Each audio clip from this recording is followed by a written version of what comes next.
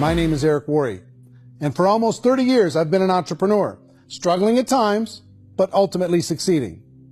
As a best-selling author, speaker, and business owner, I've spent my entire career helping millions of people around the world to become entrepreneurs. And I believe strongly that there is, in fact, a better way when it comes to how we make a living. The career landscape has changed dramatically, and many are still working in a model that is completely out of date. What worked for previous generations isn't working as well for people today. In this film, we're going to explore 3 important questions. First, what's really going on in our working world today? Second, in this new economy, is it better to become an entrepreneur, or is it safer to work for someone else? And third, if a person decides to become an entrepreneur and start their own business, how can they do it without taking on massive risk? To help in this journey, I've brought together some of the greatest experts and thought leaders in the field of entrepreneurship to share the real facts with you. My intention is to give you new information that will allow you to make choices that are not limited by an old, outdated model. Let's start by understanding what's going on in our working world today.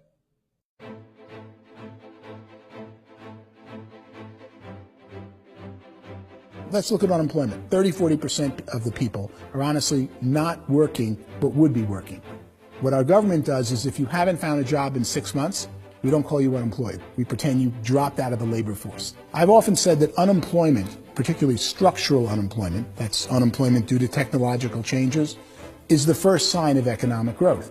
Think of it, 10 people live on an island. They go out every day and fish. One day, new technology shows up. A missionary brings them a net. Now, using the net, one pilots the boat, one throws the net. 2 fishermen can do all the work 10 used to. That's a 500% increase in productivity, 2 doing the work of 10, in one day. You don't have to learn a lot to learn how to throw a net instead of throw a fishing line. The island's got a big problem, 80% unemployment. But the island still has all the wealth of the fish because the 2 people produce as much fish as 10 did. Now, of course, looking back in history, these changes used to take thousands of years. And during that time, we went into farming and transportation. Some of us became doctors and some teachers and lawyers, and we developed all these new professions and new manufacturing jobs. Today, these changes are occurring literally in one day when a new technological advance occurs, and we don't have the social structures to deal with it or to retrain the unemployed people. So one of the things that I think is interesting as I travel across the country and really travel around the world is the way that we work and the way we get paid for work is changing pretty dramatically. On a global basis, everything is being turned upside down because of the rapidly advancing technologies. They are eliminating many jobs, and we have been left with many people not prepared for the jobs that exist. A lot of demand in public companies was to squeeze out all the fat and to get just as much margin as we possibly could, and fat equals humans. So this idea of job security in information age is so obsolete, but it's still taught inside our school system, and that's where the problem starts. There's no financial education in the school system, and people are still trained to be employees to work for that paycheck. This is a chart on the middle class. What's happening in the middle class, those that went to school, their incomes have been coming down for years. I feel sorry for the person who dreads going to work, who is sick to their stomach on Monday morning, who hates their alarm clock, who gets a little glimmer of hope on a Wednesday because it's hump day and says, thank God it's Friday. And they live for those 2 days a week where they get to be themselves and they don't have to be around people they don't like, and they don't have to play the political game in the office, and they don't have to live this half life. The person that works 50 weeks a year just to be able to have the 2 weeks for vacation. And you know what happens to most of them nowadays? They don't have a vacation. They have a staycation. They have time off of work, but they don't get to go where they want to go. I feel sorry for that group of people because there's a better way. They just don't know it. The basis for their life is worry. I'm worried you know, maybe I'll get fired. I'm worried maybe my company will go out of business. I'm worried I can't keep spinning the plates on paying the bills. I'm worried about how do I send my kids to college. I'm worried, what if the transmission of my car breaks? That's, you know, 2 or 3, I can't fix it. People live in a sea of worry, and it eats at them. It's time to look in the mirror and say, it's not the economy, it's my economy.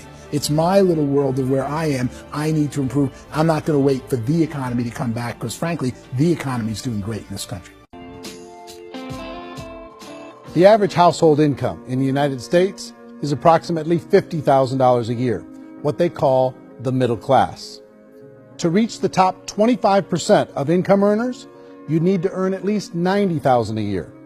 To reach the top 10% would be a household income of $140,000, the top 5%, $190,000, and to be in the top 1%, you'd need a combined household income of at least $380,000 a year. So here's the question.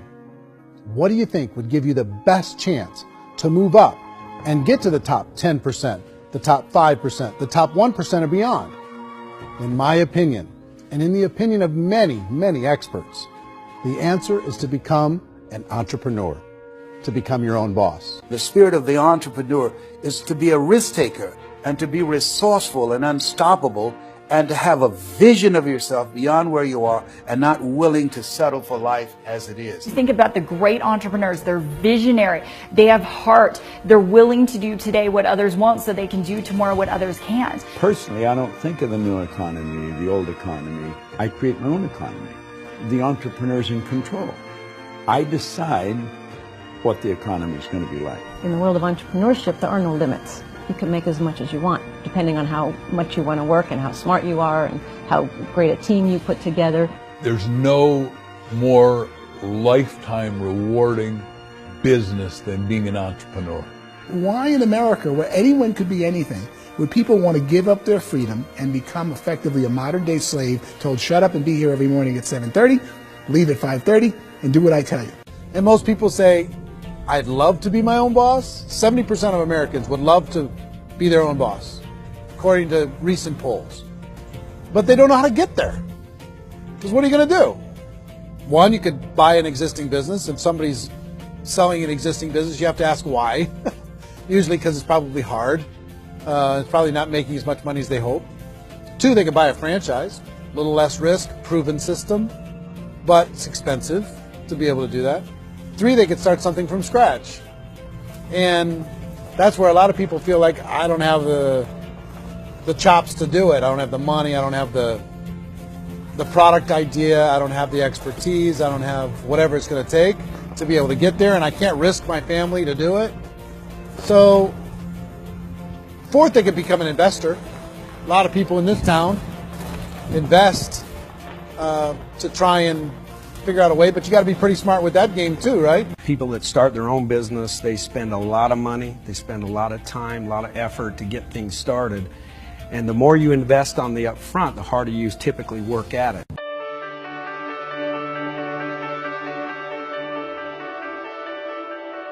In our search for a better way to make a living, we've come to the conclusion that becoming an entrepreneur is actually safer than being an employee. And through our look at the entrepreneurial options, one particular path kept coming up from expert after expert.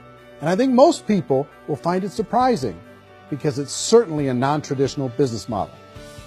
That model is for people to start their own business and become an entrepreneur through the creation of a network marketing business. Some people call it direct selling because the product is being sold directly from the manufacturer to the end consumer, cutting out the middlemen. Other people call it multi-level marketing, or MLM, because there are multiple levels of commissions paid. The most common term today is network marketing, because network marketing best describes using a large group of independent distributors, independent entrepreneurs, to move a product or service more efficiently.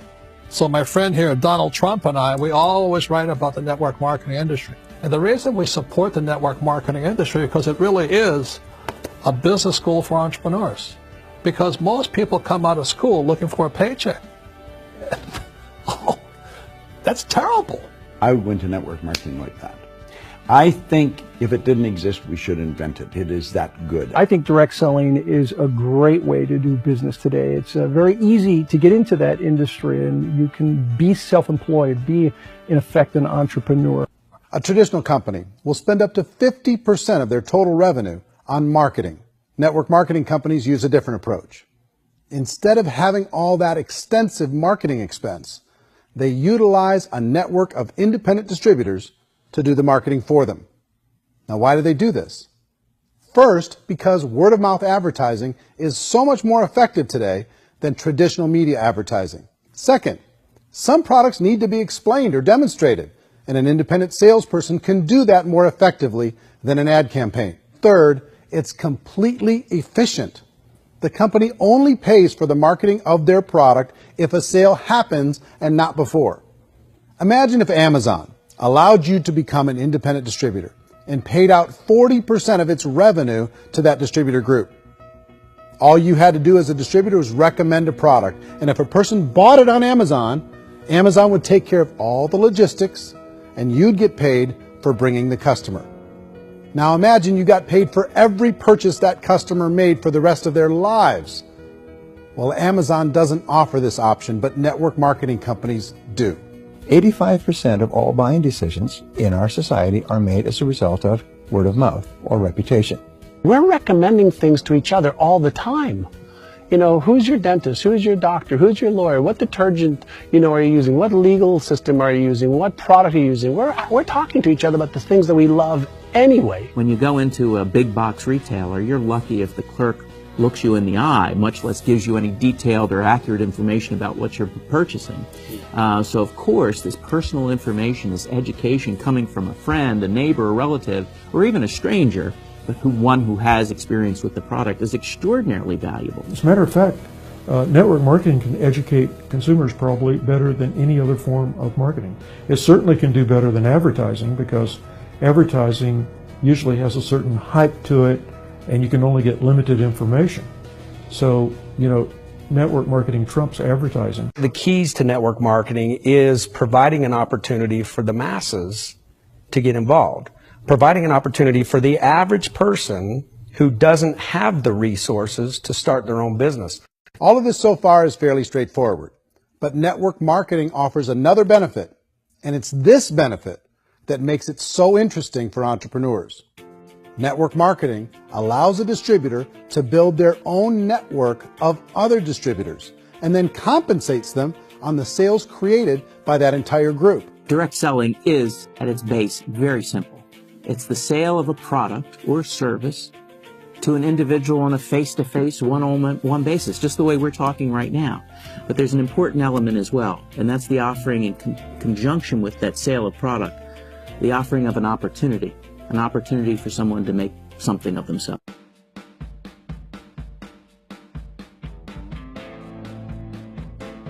According to the Direct Selling Association, if you add up all the network marketing companies around the world, they combine to do over $178 billion a year in retail sales.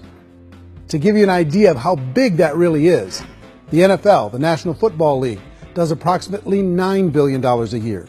The music industry does a little more than $16 billion a year, and the movie industry does about $80 billion a year.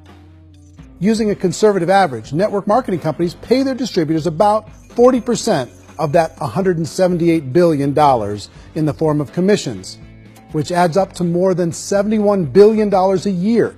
That's almost $6 billion a month. It's almost $200 million in commissions every single day. So it's certainly working, and people are making serious money in network marketing. With the growth of the direct selling industry over the last 10, 15, 20 years, we've seen a broader understanding of the channel. We have seen more and more people getting involved in the business, so our penetration in the marketplace has increased, and thus the understanding in the marketplace of who we are has increased. And we've seen non-direct selling companies look at the direct selling model and say, something's going on there. People are making money, companies are being profitable, individuals are being motivated, product is being delivered to market. Maybe we should explore this. Some people think only the people at the top make money. Well, let's take a look at that as well. In the network marketing profession, there are roughly 500 people in the world who earn over $1 million a year. If you round that number up to $2 million a year, that adds up to about $1 billion a year. That takes the $71 billion paid out each year down to $70 billion. So where does the rest of the money go? The vast majority goes to part-time people making anywhere from a few $100s a month to many thousands of dollars a month.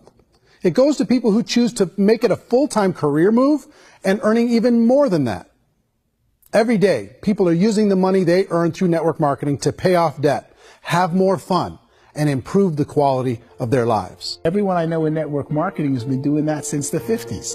They go to work when they want to go to work. They stop working when they want to take time with their children to have a leisurely breakfast and discuss issues and drive them to school. They go back to work when they get home, wherever they're working out of. The biggest thing that I've seen is people that have become much happier in their life. MLM has probably made more millionaires of more people in more countries, and I've spoken to them in 67 countries, than any other single form of business, starting from nothing. If they have a choice between working a job for the next 10 years or working a network marketing business for the next 10 years, the result of working the network marketing business will be better. How many people are involved? Approximately 16 million Americans and 96 million people around the world are currently participating in network marketing.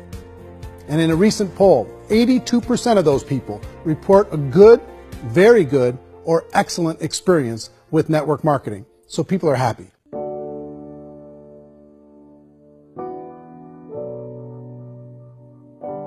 So I've taken a look at the network marketing profession and really tried to understand why so many people are confused as to the validity of this as a business.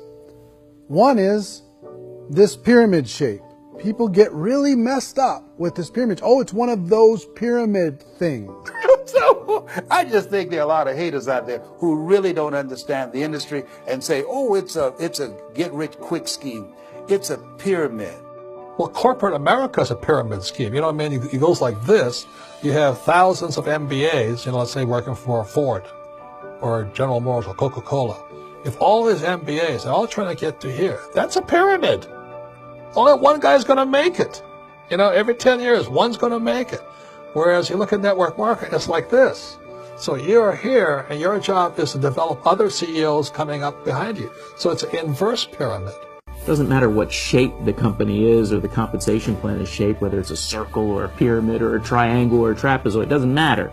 If compensation is coming primarily from recruitment, then you've got a problem. On the other hand, if an operation is basing their compensation to participants on the basis of sales, even when those sales are generated by people you've recruited, well, then you're a perfectly legitimate enterprise. That's the legal test. It's the practical test. People start talking about 99% of people in network marketing don't make any money. Well, we've talked about that over the course of this journey together. Almost $200 million a day is being paid out to network marketing distributors around the world. The naysayers, the people who say that it doesn't work, are usually the ones who just don't know how to make it work for themselves. And so they're giving you an opinion, and I tell people, don't confuse people's opinions with expertise, because opinions are free. And don't confuse sincerity with the truth, because people can be sincerely wrong. But here's the reality inside of network marketing. The vast majority of people that get involved in network marketing just become customers, and they get involved to be able to purchase product at a lower price. If you take Costco as an example, if a person goes into Costco and gets a membership to Costco so they can get a lower price on the product, we don't call that person a loser because they have a bunch of product that they walked out with a smile on their face. Yet when some people want to take a look at network marketing, they say, well, those people, they're just using the product and they aren't earning an income, so they must be a loser. They're not a loser, they're a happy customer. That's the vast majority of people that are involved in network marketing. Now, a smaller percentage of those people decide to go build a business. They earn $300 a month, $500 a month, $1,000, $2,000. That's the bulk of earnings in network marketing. And then there's the few that really decide to take it serious, really decide to build a large network, really work to make that network very, very productive.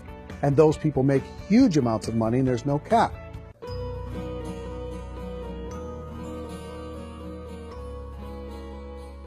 It's light years better for people starting today than it was even 5 years ago. I think it's more widely accepted now, and people understand it is a business. It is being an entrepreneur. It is being a business owner. Our belief system is based upon our evaluation of something, and frequently if we reevaluate a situation, our belief about that situation will change. The industry has changed and it's grown up. It's totally transformed. You've got young people today that have grown up with social media, and they understand networks. They understand how people are connected through technology, and they understand how money flows through those networks. So when they see network marketing, they don't see it the way their parents saw it. It's like when they design a computer program, they design the program, then they run it, and then they go back through and they debug it. The MLM industry has been debugged. This is the day of being virtual, being able to run a business from your mobile phone. I mean, it's incredible. Companies are getting smarter. They're implementing more consumer protections. They're implementing more compliance training. They're doing more with respect to product research. If you do get involved and you make purchases of inventory, even on a voluntary basis, if you decide that this business is not for you, you can leave and have that inventory repurchased by the company. There's no other business that offers that kind of protection on a voluntary, self-regulatory basis.